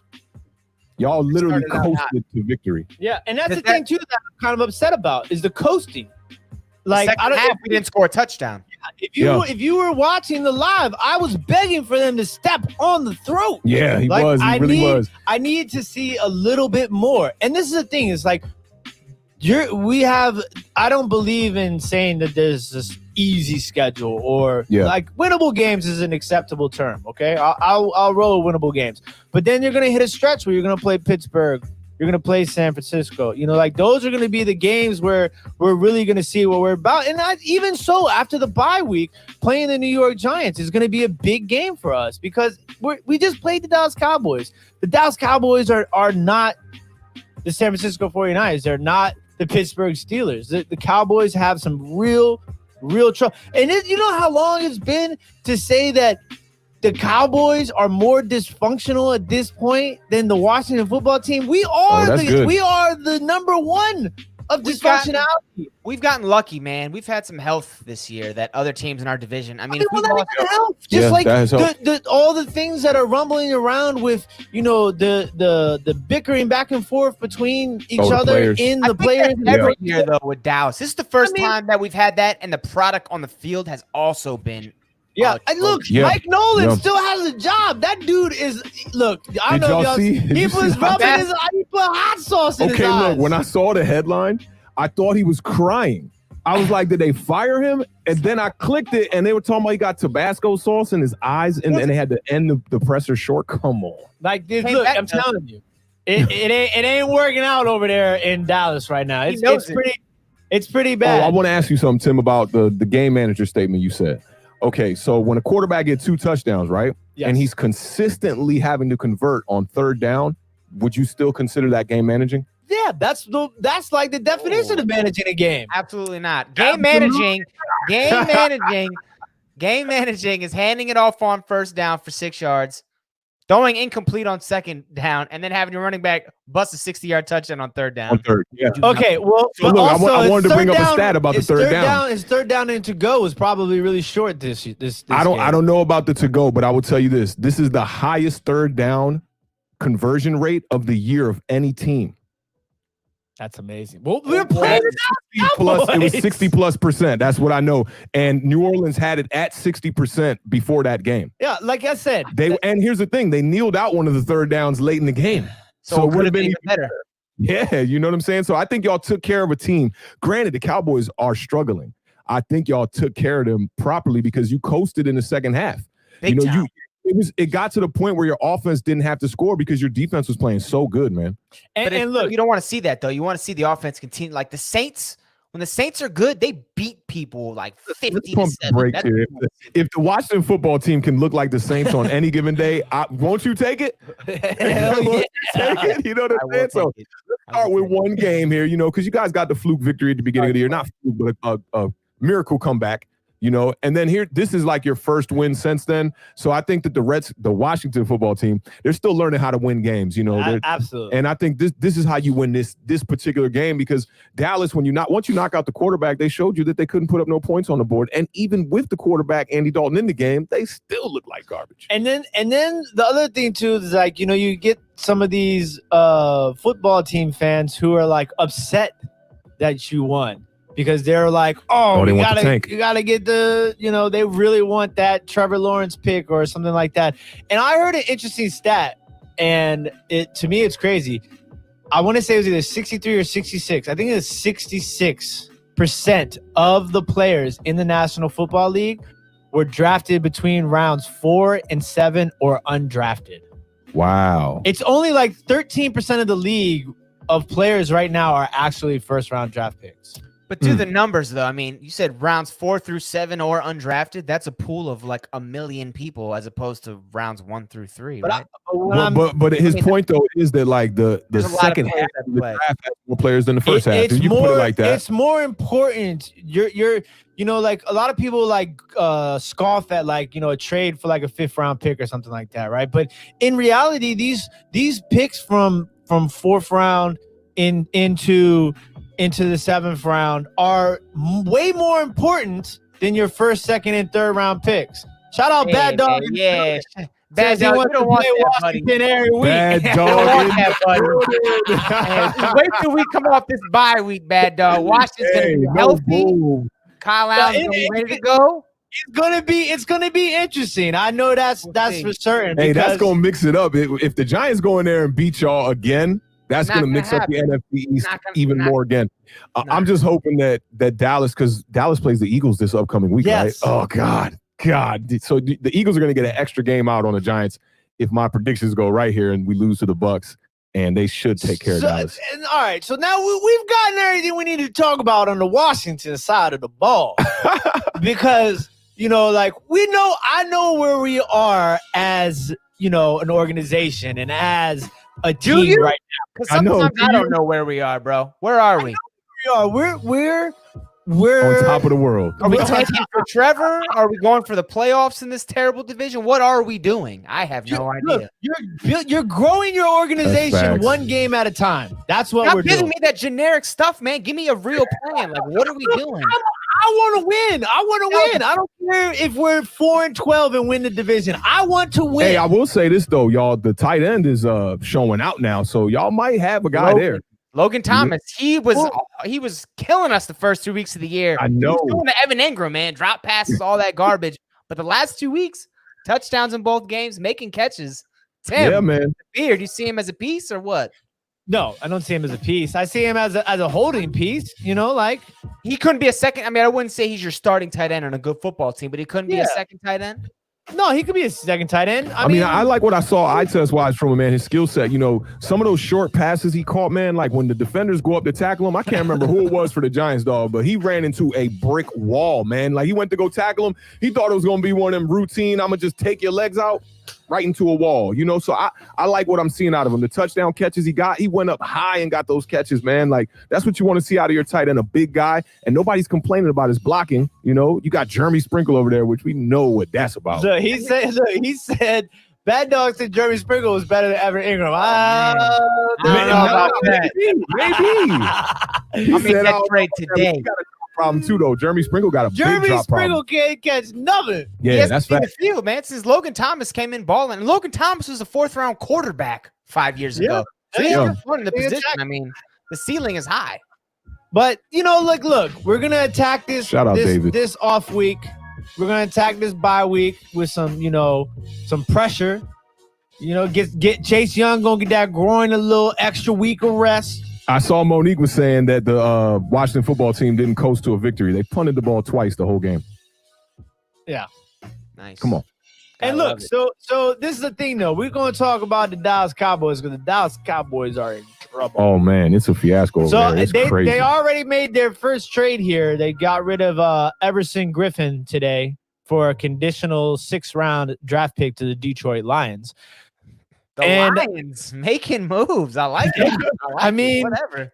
Let's look at this, though, because what do the Cowboys do? What do they do? Ezekiel Elliott is obviously not the same Zeke right now, and that has a lot to do with everything that's going on around him. It's not necessarily a bad take on Zeke. It's not necessarily on Zeke that Zeke's not performing, but he's off. I mean, this your anthem right here, Scotty. Yeah, Zeke Elliott can't catch a pass. I don't know what's going on with that, but that was a bad throw. It was, but I like that. That was a bad throw. He's dropped a lot of passes his last couple of weeks. You know what I'm saying? Like this whole year, he's looked a little bit off. I mean, I don't know if I mentioned it or not, but Cole Holcomb, he ran right over Zeke Elliott. You mentioned it. Boom! It was awesome. So that's it was awesome. That's my last one on that one, baby. But look, also, it's just they can't. Their offense is bad. Their defense is bad. Everything is bad. It's just bad. I don't know what the one do. Good thing was Dak Prescott's play in the beginning there, throwing all those yards. But here's the funny thing about quarterbacks who throw over 400 yards in back-to-back games. For one, there's only 2 quarterbacks who have thrown in back-to-back games 450 yards in back-to-back games. Can you guess who the other one is besides Dak Prescott? Matt Ryan. Jameis Winston. Typically, teams who throw over 400 yards lose the game, which is crazy in the modern-day NFL. The winning percentage goes under 500 when you throw over 400 yards. So maybe that was winning formula. Joe Burrow this weekend threw for 400 yards and lost. I hate the way stats are looked at because we look at the post-game box score, 400 yards, when 275 of them were after the game was already decided. Yeah. But that's why QBR, man. QBR is a great stat. It really is. Great stat. It I like that looks one. at all the box scores and all the stats from every winning quarterback in NFL history. And that's a percentage. That number you see, it's the amount of times that having that stat line will do a winning game. I'll trade Evan Ingram for some Little Caesars pizza, hot and ready to go. Trash. Pizza. Yo, that's crazy. Not no Little Caesars square pizza, man. Evan Ingram, man. Giants fans are not happy with that guy. So what do the Cowboys do is my serious question, because I don't have an answer. What do you mean? What do they do? They're not in dire straits. They got injuries, man. They lost both their tackles and their starting quarterback. But I think they're in the same position that Washington was in when they benched Dwayne Haskins. Like, yo, there is a window here somewhere, and it's like, are you going to just say, yo, we're going to just lose games behind Andy Dalton? He doesn't look to be the guy, He's not the guy, but you have the guy. He just got a broken leg right now recovering. They were saying Andy Dalton was the best backup quarterback in the NFL. Yo, he's got on the field and looked terrible in 2 games. And unfortunately, I mean, that hit was super dirty. Dirty. Terrible. But his helmet slammed off the ground. He might not be ready to play for the rest of the year. He was asleep when they went to the commercial break, I think. I don't think he had woken up yet. It didn't look good. And then they walked him off, like he just got beat up, man. I mean, that looks always like Josh Rosen. I don't see Josh Rosen over there. You better go get the beard too. That if you get the beard, you might be able to salvage something. He go out there and just start gunslinging it. But the Cowboys got a chance, I think. I mean, I think they still in the mix here. Everybody is still in the mix. That's the thing that's so crazy. The NFC East is okay. I want to say that everybody has had at least a share of first place at one point so far this season. Nah. When the Cowboys trade, even though Everson Griffin, even though Everson Griffin is not the piece he was like 5 years ago in Minnesota, when they trade somebody like that today, that tells you Dallas, they're done for this year. They're not trying for anything. I mean, he's a starter on their team. So they're going for draft picks. They're going to re-sign Dak Prescott. They're going to have 15 draft picks. Look for Dallas to have a bounce back year next year. You know what's crazy is like we still haven't figured out this or not. If you make the playoffs, so you're automatically out of the draft order. Draft order. Your homework. Yeah, I know. I gotta do that. But like, if you anybody in the chat know that if let's say you make the playoffs at like 6-10 or 7-9, does that automatically put you in the last 8, or what is it? It's going to be more teams now on each side, right? Because we got last 14. Picks. 14. It's 7 teams made the playoffs, right? Yes. Yeah, 7 now. Yep. Mm-hmm. Think about this. It is possible that the entire NFC West makes the playoffs. As they should. Those are good football teams. Has that ever happened before? No, it's never happened because you've only had there's never been 7 playoff teams. That will be ridiculous. I mean, the NFC East has just been so bad this year, man. I don't think any of us could have predicted this.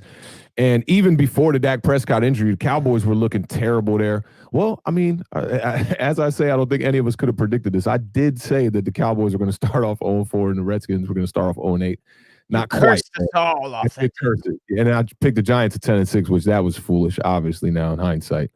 So there's going to be 14 teams in the playoffs. That's ridiculous. Yeah, so only the number 1 seed's going to get the bye this year? Is that what that is? Yeah. So Melanie says the NFL owners concluded their annual meeting Wednesday by voting to alter the draft order of picks numbers 21 through 30 based on the team's performance in the playoffs. Okay, so that says at least 21 through 30. But that makes sense then. Yeah, so those teams that make the playoffs can't get above a 21st pick. Well, no, there's 14. No, that. Yeah, maybe. Yeah, that's right. That's right. But that's only 9 picks. No, it's more than 9, right? Because you got the 2 picks at the end. And no, he 32 teams. No, that was you, Tim. Actually. Oh, did I? She's talking about? Yeah, he said he called you. That was actually you. I was just, my head was just wrapped around that. Cole Holcomb blasting Ezekiel Elliott for the 3rd time. Awthentik, man, you've seen the Washington football team schedule coming up? I checked it out last episode before the game, but I don't remember them off the top. But let's take a look. I mean, I want to hear. Do you have an updated win? Because you said we gave you a little bit of life, a little bit of hope, a little bit of fire. Well, so far, the schedule here, except the Giants beating Philadelphia. I did pick Washington to beat the Cowboys. Y'all did that.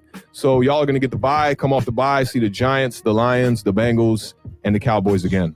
You still have the Giants beating us again after the bye week? Come on. Yeah, we're going to take care of business. I think we're better team. The Washington Machine? I saw the Washington Machine. Did you watch the whole game? Yeah, it's documented. We look pretty good. It's documented, I mean, y'all looking pretty good. I mean, y'all were playing, junior varsity defense, man. When you go up against the Giants, it's going to be real deal. Plus Ryan Lewis out there on the edge getting cooked, but I think we can manage, McLaurin's ready for Bradbury 2.0, man. It's time. I feel you, man. Did y'all see the Jerry Jones interview this morning? No, man. He cursed on the reporter. And all the reporter was asking him was, so where do you see this team going now that, Andy Dalton's banged up? And he was losing his mind. But he did say that he thinks Mike McCarthy, what did he say? He said, I got my man. That's it. Yeah, he said, McCarthy's going nowhere. But he said, I can't guarantee no more other personnel changes or something like that. He didn't promise everybody else a job. I think Nolan's gone. Yeah, that defense coordinator got to get out of here. I mean, he's been slumming. They trying to bring personnel that doesn't fit that scheme. You got to figure out. Okay, let me ask you this. Is it possible that Dallas Cowboys don't win another game this year? Yeah. It's possible. I see 2 wins, maybe. Don't they? Do they got a game against the Bengals? I think they got a game against the Bengals. I could see them beating the Bengals. They could win again. They're gonna win again.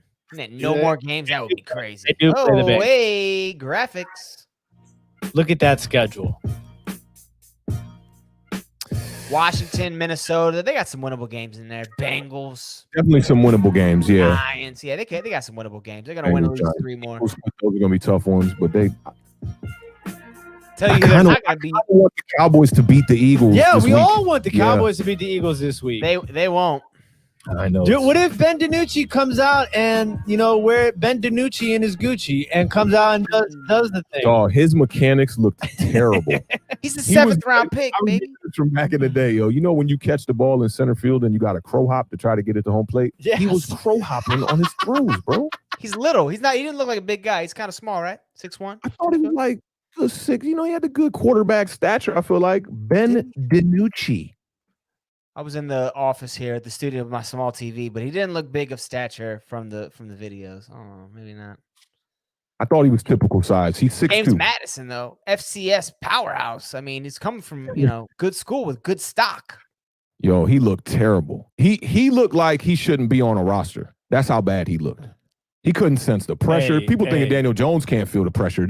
I understand this guy's not a number 6 pick, but man, that you in the NFL and you don't sense pressure like that was ridiculous to me. And then when pressure got close, he was all loose with his mechanics. He's like doing all this crazy arm wailing and stuff. Are we gonna talk about the chest pass though? Oh my God! First play.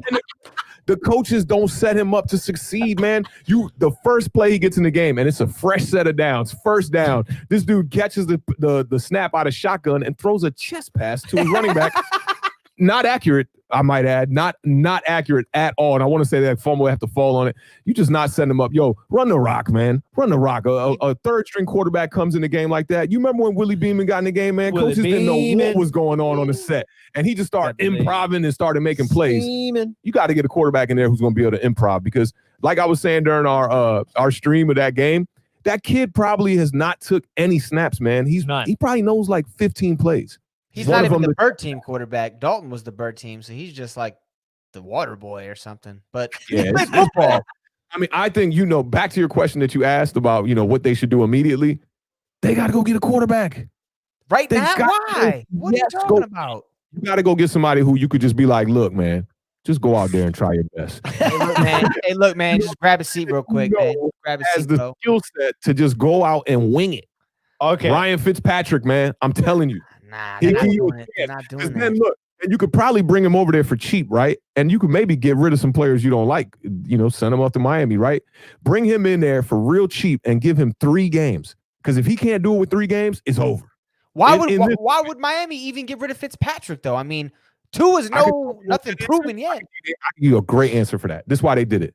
Because they're in a good position right now, right? So they're like, let's play the quarterback that we got right now and see if this season goes downhill, we're going to have to bring in another quarterback. Don't forget, he's coming off a major hip injury. They don't know if he can ball out yet. That's what I'm saying. Why would they want to get rid of him? They would not want to get rid of Fitzpatrick. That's what I'm saying. Because I think it's a bit of balance. It's like they're going to draft a quarterback if they don't play well this year.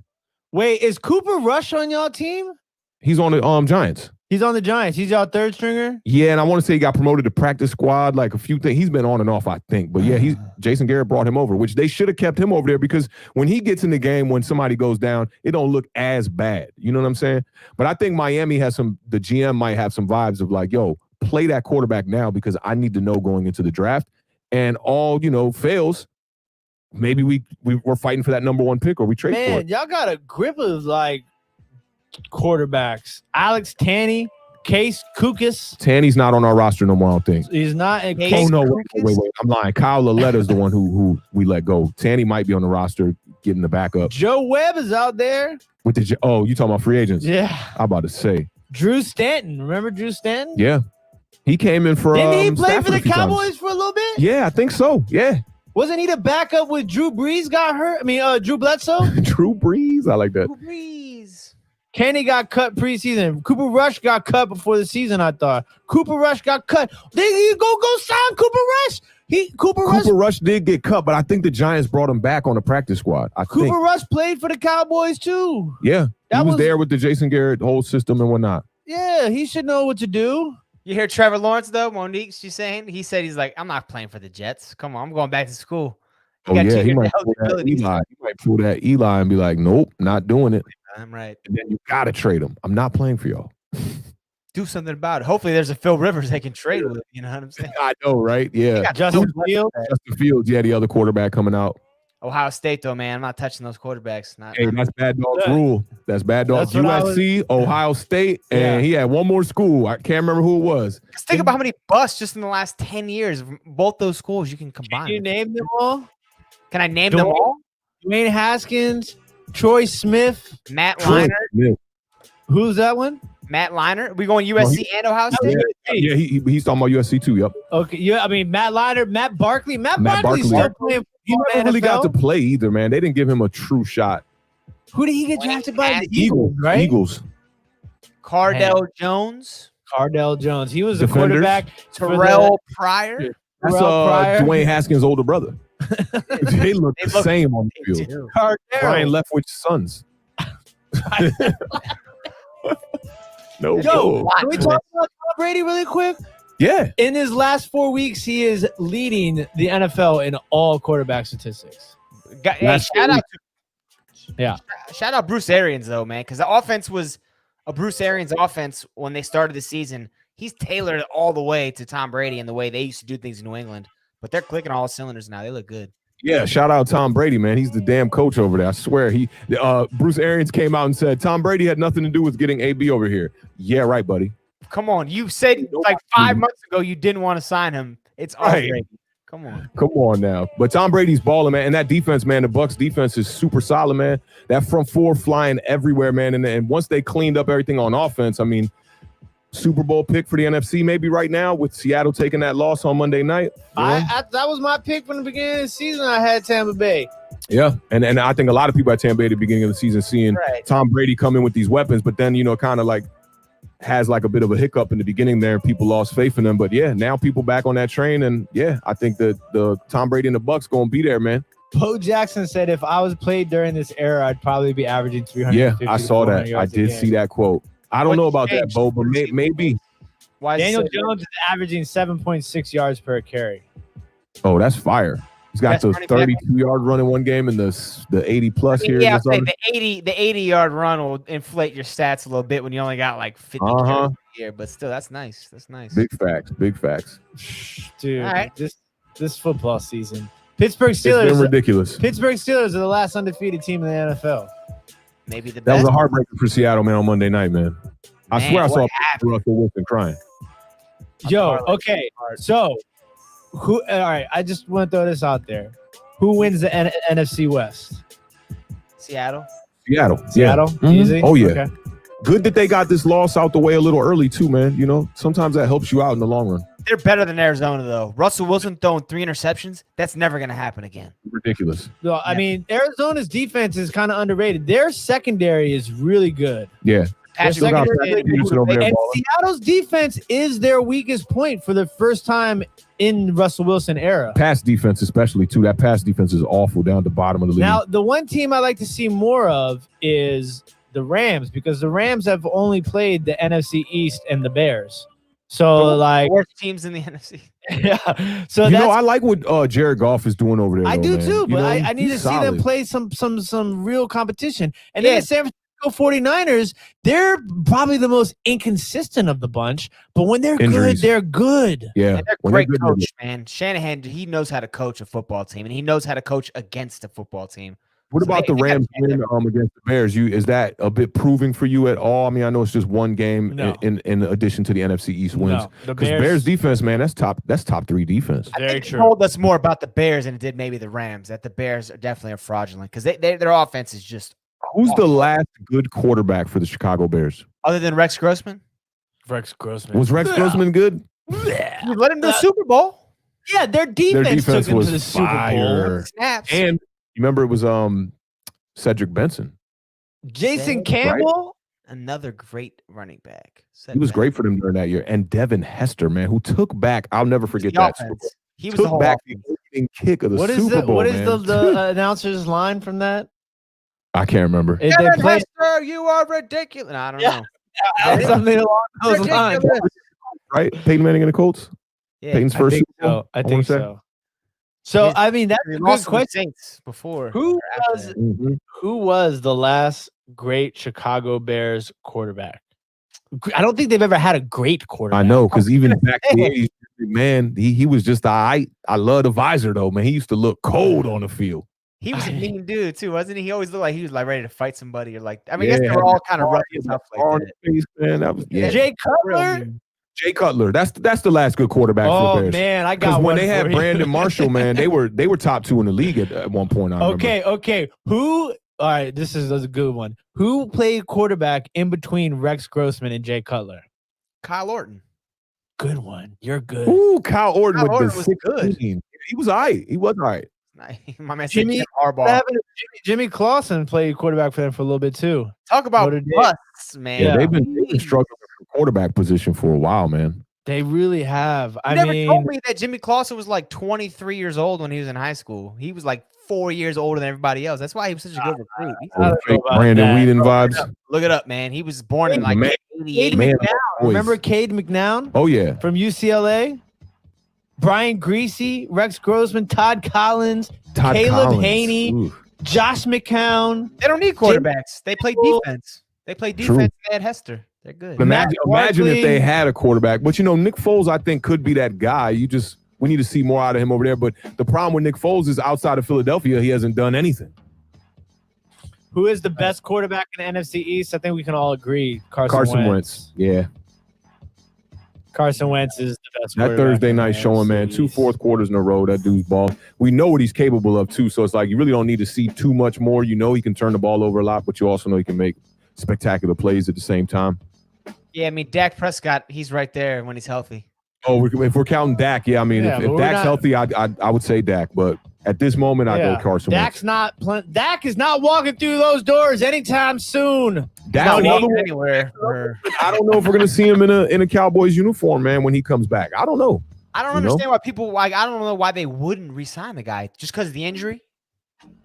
Yeah. I mean, and I think it's also about how you gonna give him the money right now, because you're gonna have to franchise tag him if you bring him back, Why? You can give him a long-term deal. Okay. or go long term and take They the risk. offered him a But you long-term know how quarterbacks do when they get that money Let I me want- outside of Russell Wilson. let me pose this question.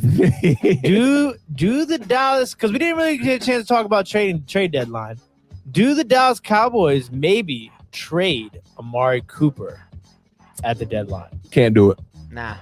He completely revived that team, man. Can't do it. I'd say And- Gallup's maybe available, but nah. Not Yeah, not I would say Amari. the same thing. Like if you're gonna try to get rid of somebody, Gallup is still pretty young. He's still on a rookie deal too, right? Gallup. He might have been extended. I think he's on a rookie deal. Yeah, I mean that. Yeah, So okay, Gallup's probably more so expensive. I'll go through the division. You tell me if they're buying or if they're selling at the deadline. Okay, this is gonna be easy. All right, Philadelphia Eagles, Buying Buying. for sure. First place. Washington football team. Buying. No. What do you mean? We're buying, baby. Yeah, there's Not nothing. to big sell. pieces. We might buy little pieces here and there. I don't think we need anything. But Yeah. Eric Reed, I don't know if you guys heard. We Don't do that Buying. practice stuff. Washington's Practice. buying. We need a wide receiver. Talking about practice. Yeah, we talking about practice. Maybe we can trade. Maybe we can finagle Kerrigan, Ryan Anderson trade for a receiver. He said finagle. What was the word? Yeah. Fandangle. That's a word. He said Fandangle. Got it? You added too many Okay. N's, I think. But anyway, what was the So question? I got them. He said, "Don't need I got anything." them selling to buy.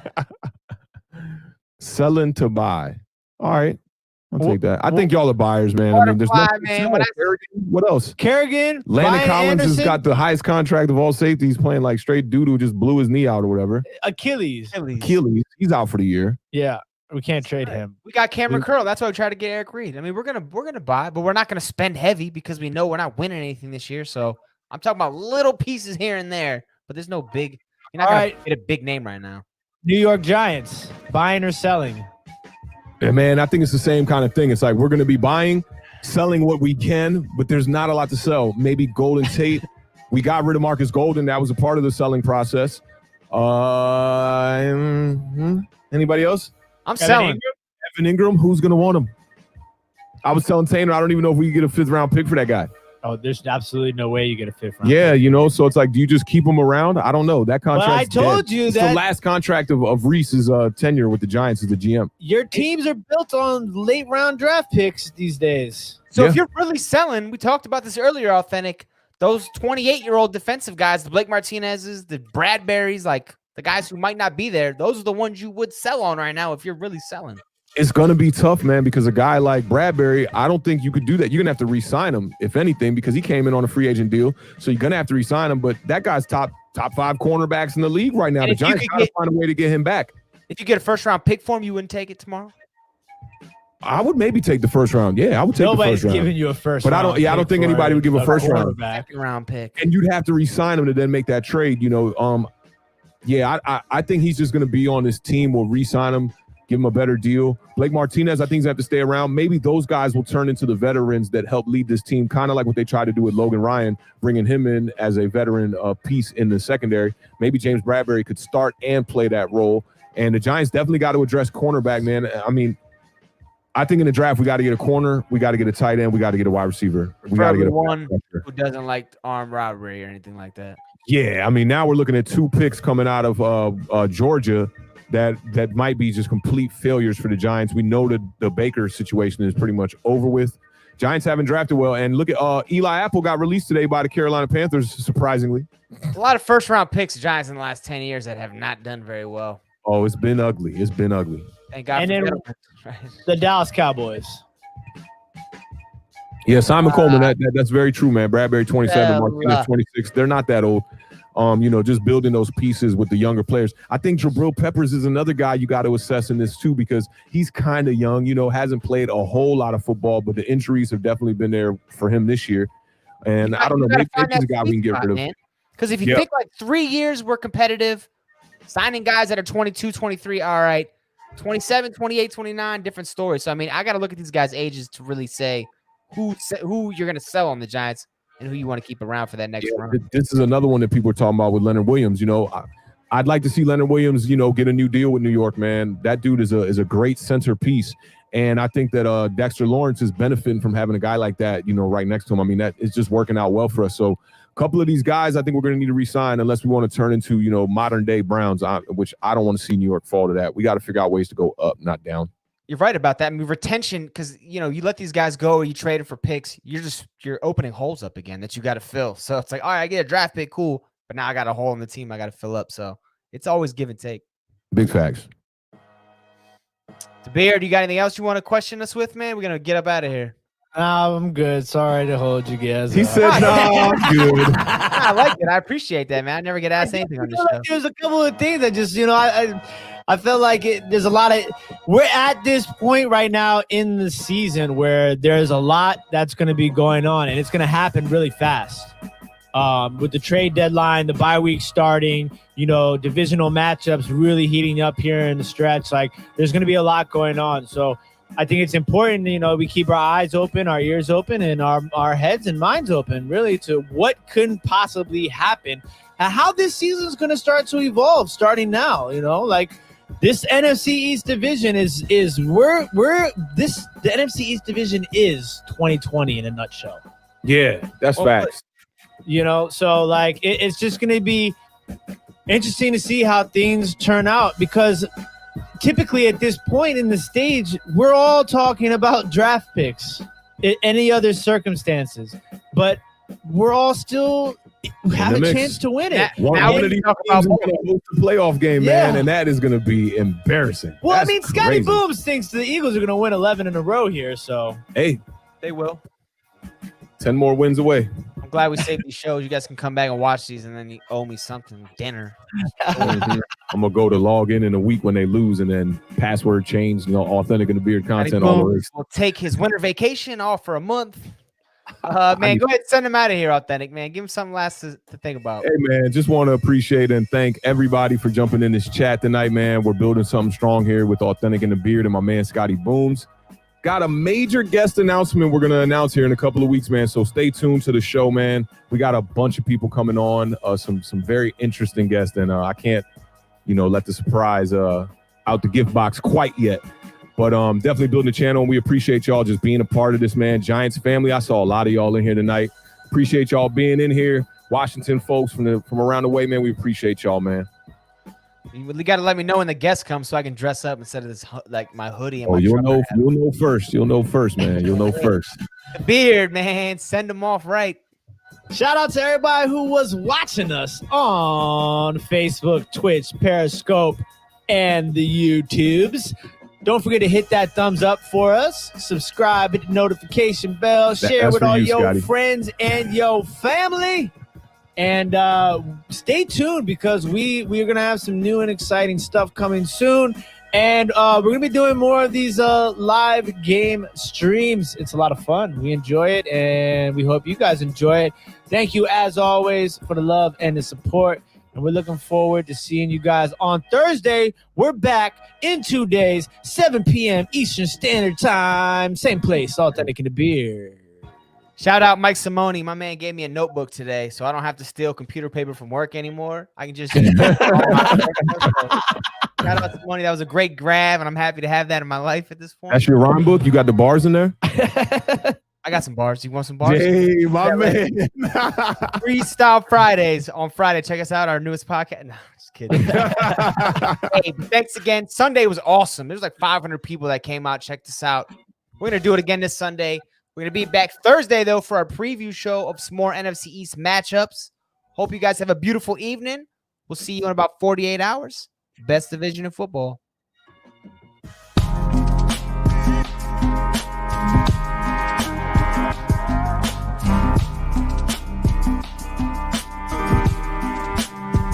Won't you tell